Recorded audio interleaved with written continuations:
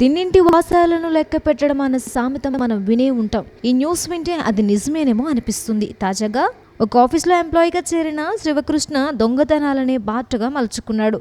ఆఫీస్లో నుండి 23 laptops, 20 LCD monitors, ఒక శాంసంగ్ ఫోనును దొంగిలించాడు. దీనిపై కేసు నమోదు చేసుకున్న పోలీసులు అతన్ని అరెస్ట్ చేసి వాటిని రికవరీ చేసుకున్నారు.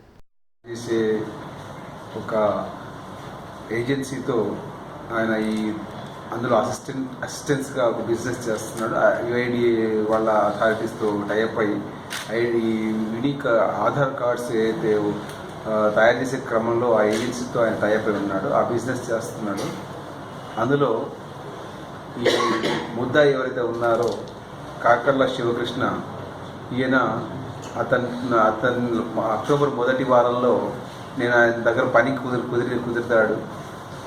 అయితే ఆయనకి షట్టర్ లేదు కాబట్టి తన ఆఫీస్ ప్రొమిసెస్లోనే, కంప్లైంట్ ఆఫీస్ ప్రొమిసెస్లోనే ఈ శ్రీనివాస్ ముద్దాయిని, శివకుమార్ ముద్దాయిని ఉండమని చెప్పడం జరుగుతుంది. అయితే ఈ పండగ సందర్భంగా ఎవరైతే కంప్లైంట్ ఉన్నాడో రత్నాకర్, ఆయన వాళ్ళ ఊరికి మంచిర్యాలకి వెళ్ళడం జరుగుతుంది.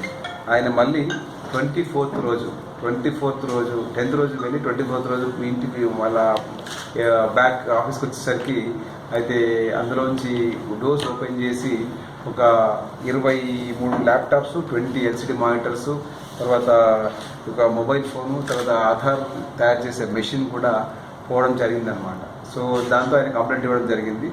అందులో భాగంగా ఇన్వెస్టిగేషన్లో ఈ ముద్దాయి ఎవరైతే ఉన్నారో శివకుమార్, కాకర్ల శివకృష్ణ అలాగే శివ, ఈయనని నిన్నటి రోజు రేతుఫిల్ బస్ స్టాప్ దగ్గర ఇన్ఫర్మేషన్ మీద పట్టుకోవడం జరిగింది.